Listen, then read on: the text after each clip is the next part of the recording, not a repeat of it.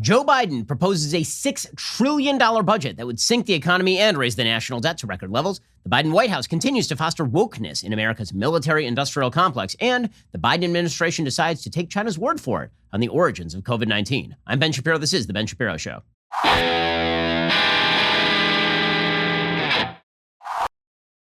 Today's show is sponsored by ExpressVPN. Stand up for your digital rights. Take action at expressvpn.com/Ben. Okay, let's be real about this. You're paying way too much money for your cell phone.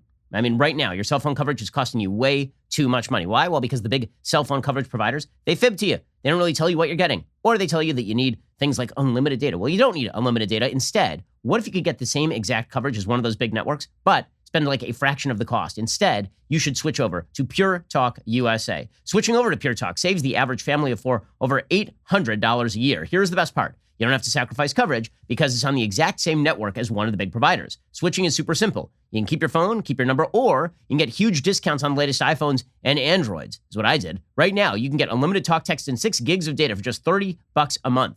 And what happens if you go over on the data? I know you're asking that. Well, they're not going to charge you for it, so you have nothing to lose. It's just one of the many reasons Pure Talk USA has been named the top wireless provider by Consumer Affairs. So get started by using your cell phone to dial pound 250, say Ben Shapiro. You'll save 50% off your very first month. That is pound 250, say Ben Shapiro to get started. Once again, dial pound 250, say Ben Shapiro. You'll save 50% off your first month and hundreds of bucks down the road. Dial pound 250, Ben Shapiro. This is Pure Talk USA. Okay, so Joe Biden, breaking news, has now proposed a $6 trillion budget. A $6 trillion budget. That's insane. So just to get this straight, in his first 6 months, he has now proposed a $2 trillion stimulus plan, okay, which actually got passed. He has proposed a $2 trillion infrastructure plan that has not yet been passed. He's proposed a $2 trillion American Families Plan, which has not yet been passed, and now a $6 trillion budget, which is $12 trillion. The entire GDP of the United States in 2019 was $21 trillion. The highest levels that we have spent in terms of government spending to GDP ratio in the past decade, you're looking at from 2015 and forward, it's like 35%. Okay, now you're talking about spending well in excess of 50% of GDP. Again, people are like, well, yeah, but that's just spending this year. I mean, next year, he's not going to spend all that this year. That's tranched out over 15. Right, but then he's going to propose a $6 trillion budget next year. As we have seen, once the ratchet moves in one direction, it never moves back down. Okay, the reality of the situation is that once Barack Obama created the $4 trillion budget, every single year we've had a $4 trillion budget, including under Donald Trump. That became the new normal. So now we are going to increase the American budget by 50%, Joe Biden wants. 50%? In the middle of an inflationary cycle? It's insane. It's crazy. But after all, I'm not sure Joe Biden knows what's going on. Numbers confuse him at this point. They probably always did, but now he's super confused about them because like regular household objects confuse the president of the United States at this point in his career. According to the New York Times, President Biden will propose a $6 trillion budget on Friday that would take the United States to its highest sustained levels of federal spending since World War II, while running deficits above $1.3 trillion for the next decade. For the next decade. So he wants to make that calculation yourself, $13 trillion minimum to the national debt over the next decade. The national debt right now in the United States is, if you included things like unfunded liabilities, like $132 trillion. But if you're just looking at the published national debt right now, the published national debt right now in the United States is like $28.3 trillion. Joe Biden is proposing this to add over the next decade $13 trillion to the national debt. And that's way too low. It's going to be higher than that if he got what he wanted. So he's talking about adding like 50% to the national debt. Who the hell is going to buy an American bond? Why in the world would you buy an American bond to fund that? Bitcoin to the moon, gang. As one of our producers said earlier, Bitcoin to the moon. Documents obtained by the New York Times show that Mr. Biden's first budget request as president calls for the federal government to spend $6 trillion in the 2022 fiscal year, and for total spending to rise to $8.2 trillion by 2031. Okay, and again, he ain't going to be president in 2031. So if he wants the total spending to rise to $8.2 trillion, you're really talking about rising a lot more than that. The growth is driven by Biden's two-part agenda to upgrade the nation's infrastructure and substantially expand the social safety net contained in his American Jobs Plan and American Families Plan, along with other planned increases in discretionary spending. The proposal shows the sweep of Mr. Biden's ambitions to wield government power to help more Americans attain the comforts of a middle-class life and to lift U.S. industry to better compete globally. I love that. I love how the New York Times is just, let's just read right off of Joe Biden's press release right here. You know, sure, we're going to blow out the debt to an unprecedented degree. This is not a war, okay? We're not in the middle of wartime. This isn't World War II. See, during World War II, we had to spend a lot of money because, you know, we were in the middle of a world war in which we were fighting a two-front gigantic war, one against the Axis powers in Germany and in the Atlantic, and another where we were fighting another entirely separate war in the Pacific. That's a good reason to blow out the federal spending, is because you are in an existential war with fascist powers. You know what's a bad reason to blow out the spending? Because Joe Biden can't control his Metamucil. That's a real bad reason to blow out the spending, because Joe Biden needs his legacy before he puts in for time at the nursing home. What in the actual F? But the New York Times is like, well, you know, but look at his ambition. The code word, by the way, in the media, when somebody proposes something absolutely insane, but it comports with kind of leftist priorities, then they just say it's ambitious. It's bold. It's ambitious. Sure, he's not going to get any of this stuff because, frankly, he doesn't have the votes in the Senate, but he can. I mean, I don't think that you're going to see Manchin or Sinema move along with us on the Democratic side of the aisle, let alone getting to the filibuster-proof majority. You could use reconciliation to pass the budget, but I can't imagine he gets this through. But if he did, that's not ambitious. That's crazy. But according to the New York Times, don't worry. He's trying to help more Americans attain the comforts of a middle-class life. First of all, the insanity of suggesting that America is a place where you can't attain a middle-class life, that's so crazy. Before the pandemic, the unemployment rate in the United States was 3.6%. Okay, we had historically low unemployment. We had historically high wage growth. And studies demonstrate that if you wish to attain that middle-class lifestyle in the United States, you need to do three things and three things only, and all of them, if you are mentally capable, are not that hard. One is graduating high school, which in the United States basically means you need to be able to write your name. Not well, just like a little. Okay, two, you need to get a job. In a country that has more job openings than people seeking jobs, again, not super difficult so long as you put your shoulder to the millstone, to the grindstone. And three, don't have babies before you're married. That's it. Those three things. And you will not live in poverty in the United States. But according to Joe Biden, we need to blow out the budget to the tune of a $1.3 trillion debt for the next 10 years, every year, in order to attain a middle-class lifestyle. Because nothing says middle-class lifestyle quite like complete redistribution of wealth by punishing entrepreneurialism. Perfect. Also, he's going to help the United States better compete globally in the economy. What in the world? So blowing out the spending is going to help us compete better in the global economy? Explain how. Seriously, explain how. You know, in Sweden, they tried in the 1960s, 70s, they tried something called the Third Way. The Third Way in Sweden was an attempt to blow out the spending in democratic socialist fashion. It completely sunk their economy, and they had to walk back their social spending and taxation rates. Joe Biden is like, well, let's forget about all that. Let's just do it, man. It'll make us more competitive. More competitive. Again, before COVID, the United States had the most dominant economy on planet Earth by a long stretch, not close. And Joe Biden's like, well, forget all of that. Mr. Biden's plan to fund his agenda by raising taxes on corporations and high earners would begin to shrink budget deficits in the 2030s, okay, which means it's never going to shrink budget deficits. This is literally, I'll buy a hamburger today and I will pay for it 30 years from now. No, you won't. It'll shrink budget deficits in the 2030s. Now, I may be out of line here, but I checked the calendar like right now, and the calendar says it is now 2021. If Joe Biden says, oh yeah, long after I'm dead, we're going to shrink the budget deficit. If you believe this, you are a stupid person. If you believe that he's going to blow it, like he's admitting that he's blowing out the deficit at $1.3 trillion a year for the next decade, every year. But don't worry, guys, when you get to 2031, when, by the way, Joe Biden will be, I counted, in his late 80s, if he is still alive. Okay, Joe Biden right now is age 78. He will be 88 years. He's like, oh, well, you know, when I'm 88 years old, I'm 78 now. When I'm 88 years old, then we'll start to lower the deficit. Sure. Administration officials say the Jobs and Families Plan would be fully offset by tax increases over the course of 15 years. And this budget request backs it up. No, the spending is over 10. Again, you're not even using the same length of time. That's like saying, you know, I'm going to blow out my credit card this month. I'm going to spend like $1 million on my credit card this month, but probably over the course of the next 10 years, I might earn $10 million. Yes, but the spending's happening now. What are you even talking about? You have to use the same time period for the spending and the taxation in order to make those numbers match. How do you even play that game? In the meantime, the United States would run significant deficits as it borrows money to finance his plans. Under Mr. Biden's proposal, the federal budget deficit would hit $1.8 trillion in 2022, even as the economy rebounds from the pandemic recession to grow at what the administration predicts would be its fastest annual pace since the early 1980s. So first of all, we shouldn't be growing at our fastest annual pace since the early 1980s. We should, theoretically, be growing at our fastest annual pace ever. Why? Because we had the greatest artificial recession in American history last year. Talk about playing with statistics. Like, look how fast the economy is growing. Well, yes, when you forcibly kill tens of millions of jobs by telling people they can't go to work, then when they can go back to work, the economy will grow. Wow, that's like a shocking statistic.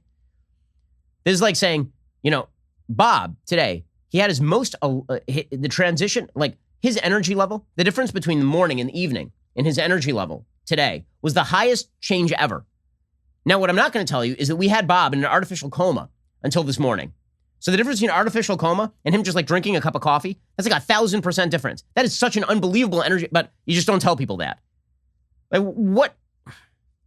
It depends what you use as the baseline. Yes, it's true that if you use as the baseline the economic statistics from the middle of a pandemic, then we have very high growth rates. It would recede slightly in the following years before growing again to nearly $1.6 trillion by 2031.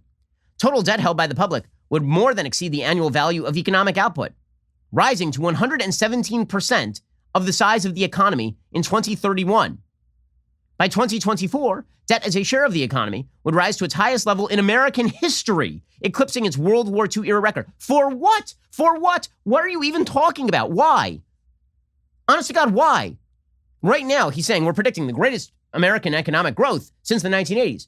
You know what we should do? What if we just spend a load of money for no reason at all? What if we blow out the debt to the tune of the worst debt as a share of the economy ever? Like including World War II when we were fighting world wars and had mobilized the entire male civilian population between the ages of 18 and 40 and put them in barracks. It's totally crazy. And the media is like, well, he is trying to shore up that middle class. Oh, you mean the middle class that ended this year with more savings than it had last year thanks to government largesse? According to the New York Times, the levels of taxation and spending in Mr. Biden's plans would expand the federal fiscal footprint to levels rarely seen in the post-war era. Rarely, never. To fund investments that his administration says are crucial to keeping America competitive.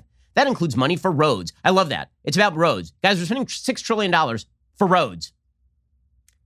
No, we're not. Again, if you believe this, you're a stupid, stupid man. Stupid. It includes money for roads, water pipes, broadband internet, electric vehicle charging stations, and advanced manufacturing research. Okay, you know what that's going to comprise? Like this percent of the budget. Like as a percentage of that total $6 trillion budget, it was like that kind of stuff was like 5 to 10% of the infrastructure plan. That was a $2 trillion plan. This is a $6 trillion plan. It also envisions funding for affordable childcare, universal pre-K, a national paid leave program, and a host of other initiatives. Spending on national defense would also grow, though it would decline as a share of the economy. We'll get to national defense in just a second because the Biden administration is continuing its quest to wokeify the military. The documents suggest Mr. Biden will not propose major additional policies in the budget, or that his budget will flesh out plans that the administration has thus far declined to detail. For example, Biden pledged to overhaul and upgrade the nation's unemployment insurance program as part of the American Families Plans, but such efforts are not included in his budget. Right, that's a separate plan that he's still proposing. The budget is simply a request to Congress, which must approve federal spending. But with Democrats in control of both chambers of Congress, Biden faces some of the best odds of any president in recent history in having much of his agenda approved, particularly if he can reach agreement with lawmakers on parts of his infrastructure agenda. If Mr. Biden's plans were enacted, again, this is the New York Times. I love how they bury the lead here. If Mr. Biden's plans were enacted, the government would spend what amounts to nearly a quarter of the nation's total economic output every year over the course of the next decade. It would collect tax revenues equal to just under 1/5 of the total economy. How are they going to make up that difference? By selling your bonds, of course, by selling bonds to China, or by having the Federal Reserve essentially manufacture money in order to pay for all of this. In each year of Biden's budget, the government would spend more as a share of the economy than all but 2 years since World War II, 2020 and 2021, which is because we blew out the budget in order to shore up the pandemic response. By the way, who thinks that his budget is going to be his total spending? Which president has the budget been the only budgetary move that's been made over the course of the year? This is madness. By 2028, the government would be collecting more tax revenue as a share of the economy than almost any point in modern statistical history. The documents also show the conservative approach Biden's economic team is taking with regard to projecting the economy's growth. Biden's aides predict that even if his full agenda were enacted, the economy would grow at just under 2% for most of the decade after accounting for inflation, which is sluggish. I mean, at least they're being realistic about that. He will produce sluggish growth. Unemployment would fall to 4.1% by next year from 6.1% today and remain below 4% in the years thereafter. Oh, would it? Really? As you inflate all the prices by blowing money into the economy, do you think that unemployment, that people continue to hire at extraordinary rates? Yeah, and this is ridiculous. The Biden forecasts continue to show his administration has little fear of rapid inflation breaking out across the economy, despite recent data showing a quick jump in prices. Under the Biden team's projections, consumer prices never rise faster than 2.3% per year. Well, weird, because year on year, according to the last available metric, the inflation was like 4.2%, like almost twice that. Biden says that now is a great time because the interest rates are low for us to basically just blow money into the economy, which is actually a terrible time to blow money into the economy because that creates bubbles. I love this. Interest rates are controlled by the Federal Reserve, which is independent of the White House. Yeah, super independent. Super independent over at that Federal Reserve. You know who's running the Federal Reserve until 5 seconds ago? Janet Yellen, who's currently the Secretary of the Treasury under, wait for it, President Houseplant. Even if the interest rates stay low, payments on the national debt would consume an increased share of the federal budget. Net interest payments would double as a share of the economy from 2022 to 2031. Okay, it's just insane. It's just insane. Okay, so his plan is to blow out the spending in the middle of a natural economic recovery and in the middle of an inflationary spiral in order to do what? He wants his legacy. Here's the bottom line. He wants his legacy. That guy knows he's not running for re-election. He wants to be a consequential president, and therefore he's just going to blow out the spending because who cares? Somebody else is going to have to deal with that down the line. Unreal. And it's incredible that supposedly if you confiscate 25% of the American GDP every year from taxpayers, which by the way is a minimum, it'll be more. If he does that, then that's going to have no impact on GDP growth, which will continue to grow steadily at 2%, and inflation, which will continue to just be 2% a year. It's just nuts. I'm sorry, this is fantasyland bullcrap. We all get what we deserve if we decide to go forward with this, seriously. Okay, in just a second, we'll get to Joe Biden's plans for the military, because our military unpreparedness is growing, because we continue to wokeify the military. We'll get to that in just 1 second. First, if you've been listening to the show for a while, you've probably heard me talk about my Helix sleep mattress. It's the only thing that allows me to operate on a day-to-day basis because my kids wake me up at all hours of the night. Now, I have more exciting news. Helix has gone beyond the boudoir. They have started making sofas. Yes. They launched a new company called Allform. Allform is making premium, customizable sofas and chairs shipped right to your door. So, what makes an Allform sofa really cool? Well, for starters, it's the easiest way you can customize a sofa using premium materials at a fraction of the cost of traditional stores. You can pick your fabric. It is spill, stain, and scratch resistant. The sofa color, the color of the leg, sofa size, and shape. Make sure it's perfect for you and your home. They've got armchairs and love seats all the way up to an 8-seat sectional, so there's something for everyone. And you can always start small and buy more seats later on if you want your Allform sofa to grow and change with you when you move.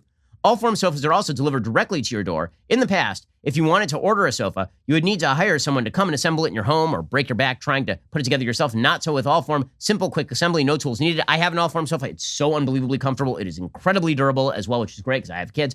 They have a forever warranty. You get 100 days to decide if you want to keep it.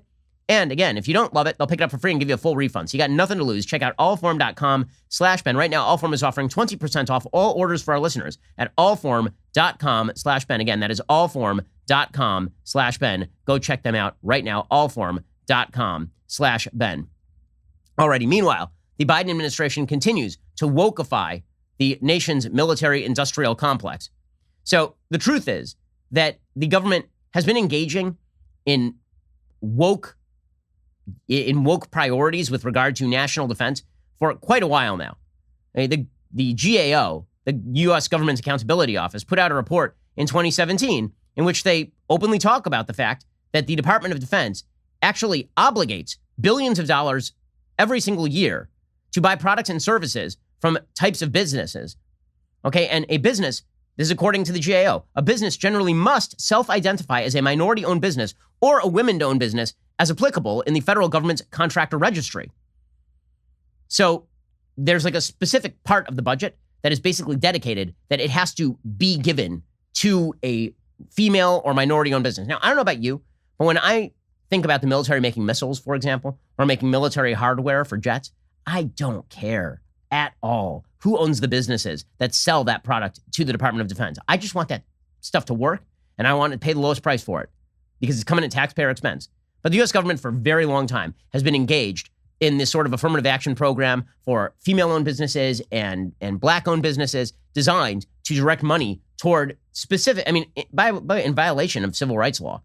They've picked specifically minority-owned businesses in order to direct dollars toward those businesses, even if it's a greater cost to taxpayers, even if it means that there's a delay in the procurement process because you have to actually demonstrate, apparently, that you couldn't have gotten it from a black-owned or a minority or female-owned business in order to actually procure certain military parts, is what I'm hearing from people inside the Defense Department. Okay, so that's been going on for quite a while. And Joe Biden was set to ramp that into high gear. According to governmentexecutive.com, this is back in 2020, the incoming Biden administration is likely to increase contracting opportunities for small and minority-owned businesses. President Biden-elect said that he wants to use equity as a guide. Andy Howard, partner in the law firm Alston & Bird's Government Contracts Group, says, I think we're going to see more regulation generally promoting competition and furthering the socioeconomic policies of the new administration, which is different in many respects from the current administration. Apparently, there was speculation early on that the Biden team is now effectuating that would expand the Small Business Administration's Small Business Development Program to increase participations of small disadvantaged firms, require prime contractors to increase subcontracting opportunities for small disadvantaged businesses, and protect small business from contact bundling, because that would prevent smaller firms, especially those owned by black and brown people, from effectively bidding on procurement contracts. Now, contract bundling is generally a good thing because that means that you have like a defense, let's say Lockheed Martin. They have a subcontractor, and now Lockheed Martin wants that subcontractor to go out and get a bunch of parts. Well, now you're going to have regulations inside the Biden administration that prevent them from doing that. Instead, they have to buy every part separately and show that every single part could not have been obtained from a black-owned or female-owned business before they can just go over to Walmart and pick up the part. How that helps America's military readiness is absolutely beyond me. It has nothing to do with America's military readiness, especially in a time of rising conflict with states like China. But beyond that, we have now decided that it's very important that America's defense contractors get engaged with the new woke military priorities of the Biden administration. There's a reason the Biden administration is putting out these bizarre ads in which they're recruiting for the CIA by being like, here is a cisgender but very tolerant Hispanic woman with generalized anxiety disorder. You too can work for the CIA. Or here is a military recruiting ad. This person had 2 lesbian moms. Like, what in the world? Well, again, this is about wokeifying the American military and turning it from what is a quote-unquote de facto right-wing institution into something that is much more woke. Well, now this is being crammed down on America's contracting companies, things like Lockheed Martin, for example. So Christopher Rufo, who does excellent work on this sort of stuff, he has a piece today in City Journal. It says, last year, Lockheed Martin Corporation, the nation's largest defense contractor, sent white male executives to a 3-day diversity training program aimed at deconstructing their white male culture and encouraging them to atone for their white male privilege. The program, hosted on Zoom for a cohort of 13 Lockheed employees, was led by the diversity consulting firm White Men as Full Diversity Partners, which specializes in helping white males awaken together, which frankly sounds a little creepy. Like, I wouldn't want to awaken with a bunch of other white males. It's weird. Like, I'm married. Yeah, the Lockheed employees, all senior leaders in the company, included Aaron Huckabee, Director of Global Supply Chain Operations, retired Air Force Lieutenant Colonel David Starr, Director of the Hercules C-130 Military Transport Program, retired Air Force Lieutenant General Bruce Litchfield, Vice President of Sustainment Operations, and Glenn Woods, Vice President of Production for the Air Force's $1.7 trillion F-35 fighter jet program. At the beginning of the program, the diversity trainers led a free association exercise, asking the Lockheed employees to list connotations for the terms white men. The trainers wrote down old, racist, privileged, anti-women, angry, Aryan Nation, KKK, founding fathers, guns, guilty, and can't jump. According to the participants, these perceptions have led to assumptions about white men and diversity, with many employees believing that white men don't care about diversity, have a classical perspective on history and colonialism, and don't want to give away our power. The White Men as Full Diversity Partners team, Jim Morris, Mark Havens, Michael Welp, framed the purpose of the training session as providing a benefit for white men who embrace the diversity and inclusion philosophy. In response to a prompt about what's in it for white men, the participants listed benefits such as, I won't get replaced by someone who is a better full diversity partner. I will improve the brand image, reputation of white men, and I will have a less nagging sense of guilt that I am the problem. The firm's founders Welp and Bill Proudman have argued that white males must work harder to understand their white privilege, male privilege, and heterosexual privilege, which affords them unearned benefits. This is what we are now teaching people at Lockheed Martin. Now, why exactly is Lockheed Martin doing this? Why are they bothering? The reason they're doing this is because they want to be able to say to the Biden Defense Department, we have complied with all of your woke diktats. We are on the team, guys. Keep directing those trillion-dollar checks over here, please. This is not the first time that white men as full diversity partners has been involved in a controversial training program. Last year, the company's white male training program for employees at Sandia National Laboratories was performed. Consultants such as white men as full diversity partners are peddling this sort of stuff to bloated government contractors, and the government contractors are going right along with it because, of course, they want the contract. So wokeifying America's military-industrial complex, it is a move. It is a shocking move. Republicans right now are warning of this. 30 House Republicans have now sent a letter to Defense Secretary Lloyd Austin, warning him that creeping left-wing extremism and politicization is jeopardizing the U.S.'s military status, according to Breitbart News and Christina Wong reporting. The letter, led by Representative Matt Rosendale, Republican in Montana, said, "We write to express our concern about the growing trend of left-wing extremism and politicization of our armed forces. The military's long history of standing above politics has made it one of the most respected institutions in America. That legacy is now in jeopardy." They listed some examples of politicization. First was the Diversity and Inclusion Strategic Plan for our Special Forces. The United States Army also released a recruitment video describing marching in left-wing social protests as defending freedom and depicting two moms raising a child and featured a lesbian wedding. Lieutenant Colonel Matthew Lohmeyer, commander of the 11th Space Warning Squadron at Buckley Air Force, warned of radical ideology being pushed on the military and stated, quote, "The diversity, inclusion, and equity industry and the trainings we are receiving in the military is rooted in critical race theory." He was relieved of his command for this. Hey, all of this is deeply, deeply troubling stuff. And again, remember, Joe Biden thinks the way that you compete with China is spending $6 trillion in a budget and also wokeifying the American military-industrial complex. I think we are going to lose.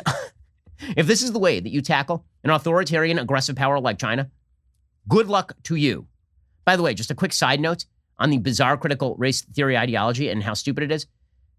There's this whole meme online called people posting their L's, right? People putting up tweets describing things they've done that are really just them describing how they got their ass kicked online. Okay, so Mark Lamont Hill posted a clip of himself talking to Chris Rufo. Chris Rufo, again, doing excellent work over at City Journal, exposing critical race theory. And this really demonstrates wholesale the perversity of critical race theory thinking in which Mark Lamont Hill engages routinely. Mark Lamont Hill is just terrible. He's interviewing Chris Rufo, and he says, "What do you like about being white?" Now, this is a trap of a question, of course, because the real answer to this is, I don't understand what my race has to do with anything. My race doesn't dictate my culture. My race does not dictate my abilities. My race does not dictate my priorities. But Mark Lamont Hill wants to trap Chris Rufo because Chris Rufo says that I'm not proud of being white. Then Mark Lamont Hill goes, well, why not? Why not? What are you guilty for? And if he says, well, here's the thing I'm proud of being white about, then he says, look at you racist. Right? This is the trap. This is the catch-22. Chris Rufo refuses to fall for it, and Mark Lamont Hill is proud of himself for asking this dumb question. Christopher, what do you like about being white? What would you say? I don't know. Again, it's such an amorphous term. It's like a census term or a but can you do me a favor? Indulge me. Indulge me for one. We're running out of time. Indulge me for a minute. I understand you see it as all these things, but you surely recognize that the world sees you as white. You know the world reads you as white. And if you were to ask me some things I like about being black, I could talk about cultural norms. I could talk about tradition. I could talk about the kind of commonalities I feel around the diaspora. If I were to ask you what, particularly if you're saying whiteness is a thing that is being constructed as negative and shouldn't be, name something positive that you like about being white. Okay, and Chris Rufo rejects the premise, but Mark Lamont Hill can't understand why he should reject the premise. Okay, first of all, it is absolutely reductionist to say what I like about being black is all of these various characteristics that really don't have to do with race and really have more to do with culture and history.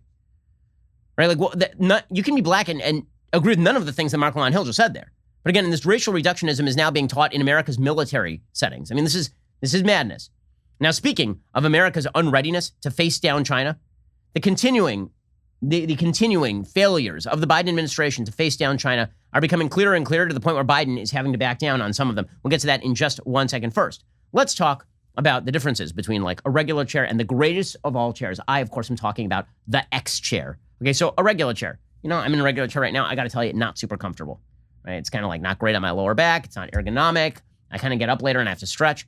The X chair, it's like sitting in heaven. It's like sitting on a magical cloud of joy. That's how good the X chair is. It's unbelievable. The secret is not only their patented dynamic variable lumbar support, which offers unbelievable lumbar support to your lower back. Now, thanks to their new XHMT technology, you can also get heat and massage therapy while you are sitting at your desk. I mean, this is luxurious stuff. Instead of your old uncomfortable office chair, now you can look forward to spending hours sitting in the ultimate therapeutic massager. Again, it's like angels are massaging you while you sit and do your work. The XHMT delivers heat and massage technology right to your core, helping increase blood flow, muscle recovery, and energy, all perks that make working from home or the office a joy. It's like if God would have created a chair, like just directly created the chair, not the materials for you to create a chair. Like if God had made the chair, it would look like the X chair. X chair is on sale right now for $100 off. Go to xchairshapiro.com right now. It really is that good. That's the letter xchairshapiro.com or call 1-844-4XChair. X-Chair has a 30-day guarantee of complete comfort. You can finance your purchase for as little as $30 a month. Go to xchairshapiro.com right now. Use code XWheels for free X-Wheel blade casters so you don't end up like scratching up your floor. xchairshapiro.com. That's xchairshapiro.com. Alrighty, in just 1 second, we'll get to the Biden administration in a strange shift with regard to the lab leak theory. We'll get to that in a second. First, if you've been putting off throwing your name in the mix to win a trip to our Daily Wire studio and meet Candace Owens, here's your final warning. Like, this is it right now. Sign up as a Daily Wire member with code VIP. Get 20% off your new membership. Be automatically entered for a chance to win a trip to the Daily Wire studios to see Candace live. The sweepstakes ends on Monday, May 31st.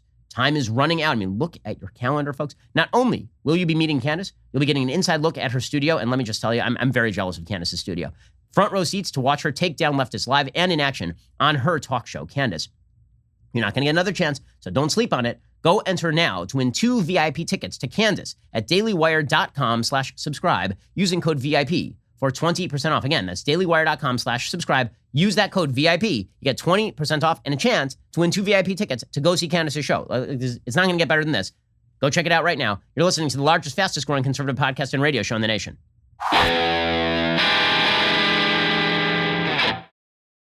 Okay, so meanwhile, remember that time that Joe Biden and his team were saying that this lab leak theory, like they're trusting the WHO to pursue it? Like, remember that? Because that was yesterday, literally yesterday. Well, then news broke from CNN that the Biden administration had shut down a State Department effort launched late in the Trump administration to prove that COVID-19 originated in a Chinese lab over concerns about the quality of its work. This is the way CNN reports out. It's the quality of the work that's a problem, not the lab leak theory itself. Now, the reality is the Biden administration shut down that investigation because it was a point of faith for the left that the lab leak theory was not true. And it was a point of faith for 2 reasons. One, because it was racist. Racist to suggest that perhaps the lab leak was the responsibility of the Chinese government. That this had been developed in a Chinese lab and then released. That would have been racist to point out. And 2, Trump talked about it, right? Those are the 2 reasons why this had to be shut down. Now, it's very weird that people considered it more racist to talk, like people on the left today consider it more racist to talk about the lab leak theory than to talk about Chinese people randomly eating bats. Confusing, to say the least. But, they've got their ways. But if you think I'm joking about this whole racist thing, let me point you to a New York Times COVID reporter who tweeted yesterday, quote, "Someday we will stop talking about the lab leak theory and maybe even admit its racist roots. But alas, that day is not yet here." That is a reporter for the New York Times on COVID. Trust your media. Your media have your best interest at heart. They care only about pursuing the facts. The facts. An apple is an apple. A banana is a banana. And a lab leak theory is racist if the New York Times says it so. Okay, so anyway, the Biden administration shut down Mike Pompeo's investigation into the origins of the virus. Those involved in the previously undisclosed inquiry, which was launched last fall by allies of Pompeo, say it was an honest effort to probe what many initially dismissed, that China's biological weapons program could have had a greater role in the pandemic's origin in Wuhan, according to 2 additional sources. Okay, but then it was mired in internal politicization about whether this was cherry-picked by Trump, because everything Trump did was bad, according to the left, and therefore even investigations into baseline facts, that was bad too. And by the way, the original investigation was fully justified. Why? Because everybody at the WHO, which is a deeply corrupt organization, a profoundly corrupt organization, they just took China's word for it from the beginning. in late January, the WHO released a statement saying there was no human-to-human transmission of COVID. Okay, and there were like hundreds of people, thousands of people running around in Wuhan transmitting it to each other at the time. If the information we have is correct, this thing was probably out of a virus in November. I mean, the WHO lead investigator admits they took China's word for everything. So of course Pompeo needed of course the United States needed its own investigation. And yet yesterday you had Jen Psaki and company say, well, there is an international investigation led by the exact same people who just played second place in the human centipede to the Chinese government. Here's the WHO lead investigator. We met with them. We said, do you audit the lab? And they said, annually. Did you audit it after the outbreak? Yes. Was anything found? No. Do you test your staff? Yes. No. But you're just taking their word for it. Well, what else can we do? There's a limit to what you can do. And we went right up to that limit. We asked them tough questions. They weren't vetted in advance. And the answers they gave, we found to be believable, correct, and convincing. Oh, really? Because you also found it believable, correct, and convincing there was no human-human transmission of COVID-19, and thus it was not any sort of global threat in late January. So yes, I don't believe you guys, and I think that you are just bags of tools. Like large bags of tools. That's what you got. Okay, so Joe Biden got hit with this headline yesterday, which is that his administration had shut down an American intelligence investigation into the origins of COVID-19. And Joe Biden started to back up as quickly as he could without tripping over his feet and falling over and breaking a hip. He immediately started to backpedal. He put out a statement. I've now asked the intelligence community to redouble their efforts to collect and analyze information that could bring us, come on, man, closer to a definitive conclusion, and to report back to me in 9 memorable days.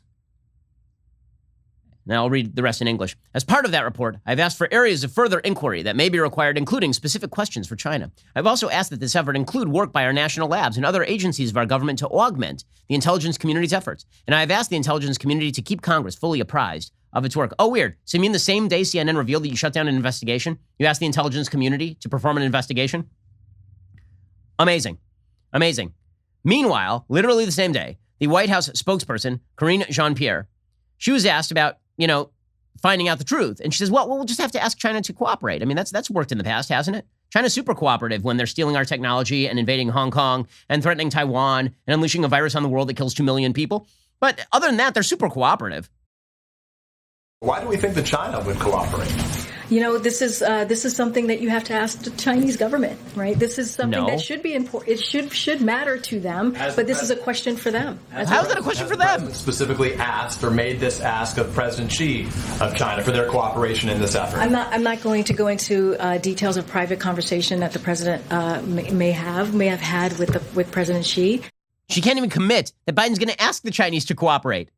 By the way, that's not a question for the Chinese. We know they're not going to cooperate. The question is, what sort of leverage are you going to bring to bear to get China to cooperate? That's not a question for the Chinese. Why would an American media member go ask the Chinese government if they're going to cooperate in an internal investigation as to whether they unleashed a virus that killed 2 million people? Why? Unbelievable. Okay, and meanwhile, this White House spokesperson, then she was asked, if it turns out that China actually, this did emerge from a Chinese lab, and not only that they lied about it, all the way from November to the end of January, a 3-month period in which the world could have been developing a COVID vaccine and shutting down travel. If that happens, what sort of penalties will there be? And she's like, well, maybe none. Guys, don't worry. Joe Biden really wants to compete with China by blowing out our spending and sinking our economy, by wokeifying the military, and by never holding China's feet to the fire on a single damned thing. Here we go. In terms of cooperating with the WHO investigations, there's nothing new from the White House in terms of encouraging China or penalties for China if it does not cooperate with investigations going forward. I'm not going to prejudge or make any pre-announcements at this time. We're going to go with the 90-day investigation and see where it takes us from there. Okay, but again, the 90-day investigation is going to be reliant on people talking to the Chinese. This is it's unreal. So they're not even going to be penalties for them not cooperating with the investigation. Yeah, there's a hardcore, they want to get to the bottom of this thing. They're deeply invested in getting to the bottom of this thing. The truth is, the Democrats want to put COVID behind us in terms of its origins, so they don't have to face up to a couple of things. One, their complete botchery of the actual lockdowns in the United States and their masking policies and all of the idiocies that they have pushed over the course of the last year. And also, they don't want to face up to the fact that they might actually have to get confrontational with an authoritarian communist state. Meanwhile, Anthony Fauci, again, a lot of backpedaling happening this week. So Anthony Fauci was asked by Senator John Kennedy of Louisiana about American money going toward Chinese gain of function research. And Fauci admits, oh yeah, by the way, the Chinese could have, that could have been funded by us maybe. You gave them money and you said, don't do gain of function research. Correct. And they said, we won't. Correct. And you have no way of knowing whether they did or not, except you trust them. Is that right? Well, we generally always trust the grantee to do what they say, and you look at the results. Have you ever had a grantee lie to you? I cannot guarantee that a grantee has not lied to us because you never know. Well, then why would you give money to the Chinese government? They're a communist state. What are you doing? And there's no such thing as trust but verify for these folks. They just want to work with China, and that means that you're just going to have to trust them. In the same way that we're just going to have to trust the Iranian government with money. They won't use it for terror. No. They promised. They said right to us. They're not. Oh, wait, hold on. They're building ballistic missiles now? You say? Sure, we have to give money to Gaza in order to rebuild. And for sure, listen, we have promises that this is not going to be used for more rockets and terror. Oh, wait, they did what with the money? You mean that if we give money to a Chinese laboratory, which is a black box because we have no idea what they're doing there, that might be used in ways shocking. Money is fungible? No. Okay, but the media have a comeback to all of this. So they spent a year on social media literally shutting people down who talked about the lab leak theory. Facebook shut it down. Fact checkers called it absolutely false. It just shows you how corrupt the media are, how corrupt the fact checkers are. They're not fact checkers. They're conservative censors. That's all they are. They're just anti-conservative censors, these fact checkers like PolitiFact and FactCheck.org, garbage organizations all the way through.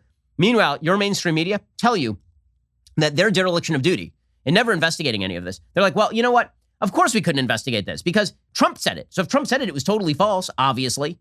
So here is, unbelievably, Andrew Cuomo talking about how the big problem here is Trumpers, they keep playing up the Wuhan lab leak theory. They keep playing it up, and that's the problem here.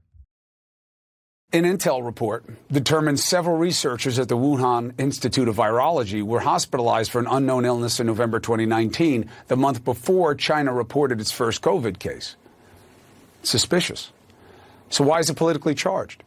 Because Trumpers who were complicit in playing down the pandemic reality in America are now seeing more interest in the China lab theory as some kind of vindication, enough to play I told you so with Fauci. Well, what if Fauci was not telling the truth? What if, why is it that the underlying story, this is always the way the media treat this stuff, right? It is not that the underlying, when it's a good story for Republicans or bad for the Democrats, then the story is Republicans pounce on the story. When it's a bad story for Republicans, the story is the story. When it's a bad story for Democrats, the story is Republicans pounce. Right? When anti-Semitism in the streets of New York is emanating from the radical left and their allies in the pro-Palestinian movement, then the story is Republicans pounce on anti-Semitism, according to Michelle Goldberg. And meanwhile, Sarah Haynes on ABC's The View, she says that the real problem here is that the lab leak theory is racist. Again, this is insane. This is insane. Why can't we have by poll data, Americans understand China's a problem. Why can't we have bipartisan agreement that China should pay for the unleashing of a virus that killed 2 million people? Honest to God, I don't understand why this is remotely controversial. I know many Democrats in legislative positions who full on agree with this. But because Trump said a thing, you have to oppose the thing. So here's Sarah Haynes on ABC News suggesting that Trump's racism is what buried the Wuhan lab leak message. And I think the messenger matters. I think during that time when that theory started to be told, it was buried in an administration and a former president who often kind of troped in kind of racist terms and dog whistles. And so it buried the message that could have been actually reasonable, but no one was going to hear it because it came from under Trump's administration, and the media at that time was used to what he doled out, and they were going to push back on that. Unreal. So because they had to push back on Trump, and that was the most important thing. Because what our media became as arms of the Democratic Party was an anti-Trump machine during the Trump era, not an investigative reportorial regime. An amazing, amazing thing. Meanwhile, by the way, how corrupt are our media? Well, it turns out that China's state media paid $1.6 million for advertising from American media outlets, including Time Magazine, the LA Times, and the Financial Times. According to Mediaite, the cash China Daily forked over included $272,000 to the LA Times, $291,000 to Foreign Policy, $371,000 to the British Financial Times, $330,000 to the Canadian Globe and Mail, and $700,000 to Time Magazine. Those figures come after several large publications, including the New York Times, Wall Street Journal, and Washington Post, ended advertising agreements with the newspaper last year. By the way, is it any coincidence that the vast majority of this money, as far as I'm aware, was going toward left-wing media outlets? I find that utterly unsurprising in the extreme. Meanwhile, speaking of America being weakened from within, so the Department of Homeland Security head, Alejandro Mayorkas, he is now admitting that too many illegal immigrants are being admitted into the country for us even to track them. Yes, things are going really well, swell under the Biden administration. What if we spend some more money? Would that solve it? Maybe. Let's try it. Here's Alejandro Mayorkas admitting we have too many illegal immigrants in the country for us even to track them. I am not aware of the fact that we have the tools, resources, and capabilities to track with the more than 11 million unlawfully present individuals in the United States, which speaks to the fundamental broken system and the need for immigration reform. Oh, so, I mean, you know what? We're not doing our jobs, so that means that we need you to pass legislation that allows us to not do our jobs. Excellent, excellent Biden administration policy right here. By the way, Alejandro Mayorkas also said that diminishing the ability of ICE to do its job is better for public safety. So, things are going just fabulously well. Is that the intended outcome of the various orders and directives, a near stop of all immigration violation arrests, sir? Law enforcement effectiveness is not a quantitative issue. It is a qualitative one. The question is, as to whom are we dedicating our resources? What will deliver the greatest public safety results for the American public? Man, I love that. I love when he's like, quantitative numbers. We can't measure law enforcement in numbers. We can measure it in feelings. In feelings. If the feelings meter goes up, that means law enforcement is doing a great job. If the feelings meter goes down, that means that law enforcement is doing a bad job. We can't gauge whether law enforcement is doing a good job by, how many criminals it arrests. No. Only the feelingsometer can tell us whether we are doing a good job or not. You elected this. You bought the ticket. We all take the ride, gang. All right, we'll be back here later today with an additional hour of content coming up soon. The Matt Walsh Show airs at 1:30 p.m. Eastern. Be sure to check it out over at dailywire.com. I'm Ben Shapiro. This is The Ben Shapiro Show.